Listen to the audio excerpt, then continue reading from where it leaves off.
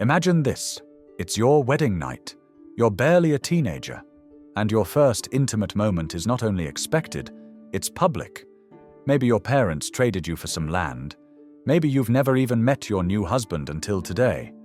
And no one cares how you feel. Sounds unreal, right? But in medieval Europe, this was normal.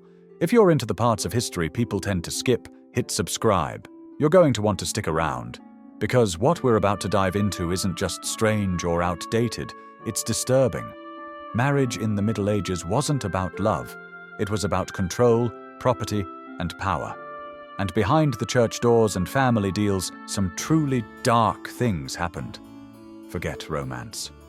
In medieval Europe, marriage had nothing to do with love, and even less to do with your own choice. Who you married was decided for you, usually when you were still a kid.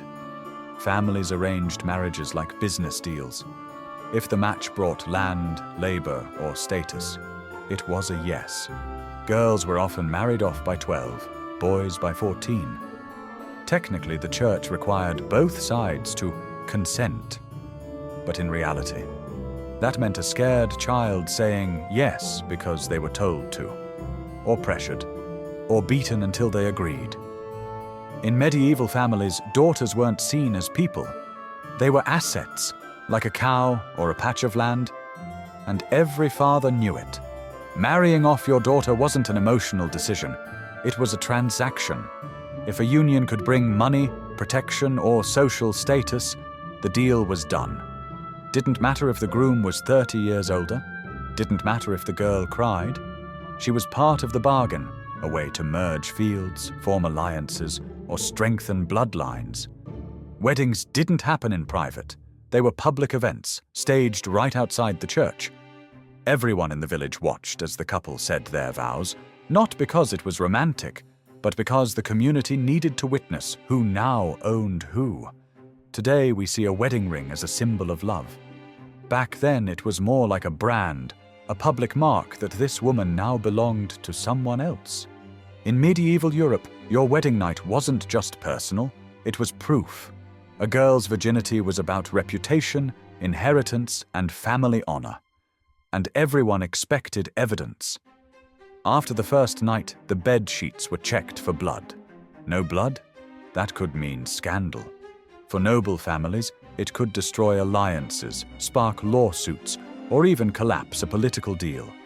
Among peasants, it could lead to mockery, abuse, or being cast out of the village. Sometimes the blood-stained sheet was shown to family. In extreme cases, it was held up in front of the entire wedding party as public confirmation that the bride had been pure. It sounds like something out of a horror story. A local lord claiming the right to sleep with a peasant bride before her husband on their wedding night. But in medieval Europe, people believed this happened, and in some places it might have. It was called jus primae noctis, the rite of the first night.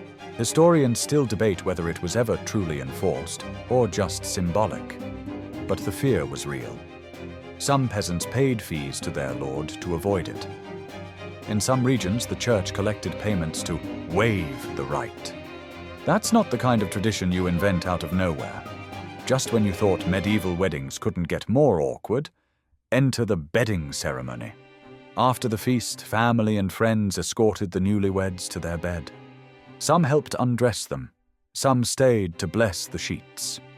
And in certain places, witnesses waited outside the room, listening for proof the marriage had been sealed. In Iceland, up to 6 men had to witness the couple in bed to make the marriage legally valid.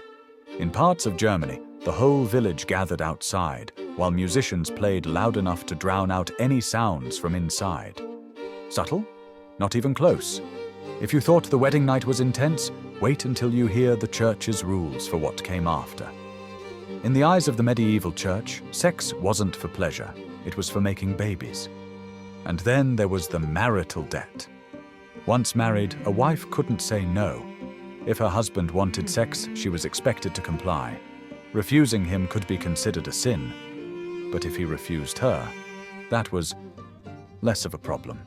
Once the vows were spoken and the wedding night was over, the clock started ticking. because a woman's real job in medieval marriage was to get pregnant. Fast. Her worth was measured in children, especially sons. For noble families, a male heir meant power, land, and legacy. A daughter could be traded off in another marriage deal, but a son secured the bloodline. No son, no status, and for some women, no future. Queens were dismissed, banished, or replaced if they failed to produce a boy. King Philip I of France publicly rejected his wife Bertha for being too fat. In truth, she hadn't given him a son. Among peasants, it wasn't much better. Women gave birth while still farming fields, carrying water, raising animals, no doctors, no pain relief, and still expected to do it again. Being a wife in medieval Europe wasn't just about childbirth, it was about everything. Noble women ran massive estates, oversaw servants, organized feasts, and kept the social wheels turning. Peasant women? They were the workforce. They planted crops while pregnant, hauled water with toddlers in tow, spun wool, raised kids, cooked, cleaned, fed animals, all while being expected to obey their husbands without question.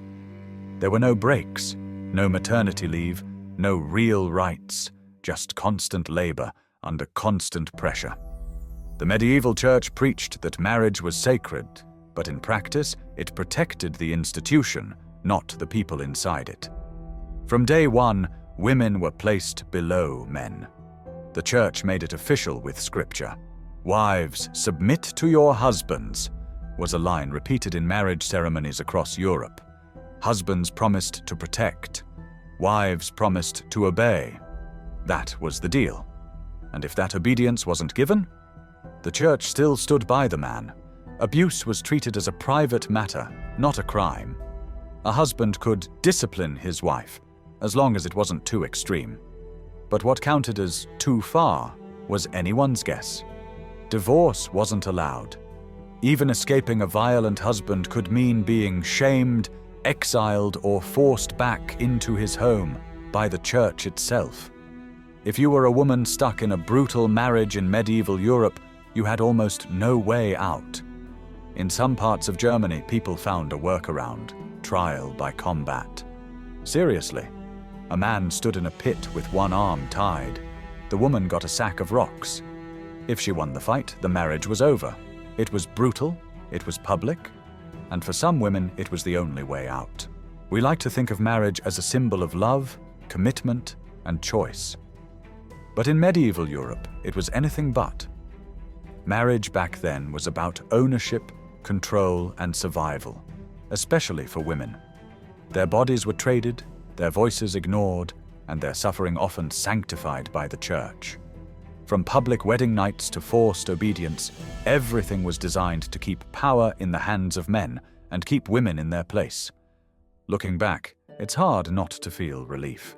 Relief that marriage today, for many of us, is about partnership, not property. That we can say yes or no on our own terms. The medieval world had its rules, but we don't have to live by them anymore.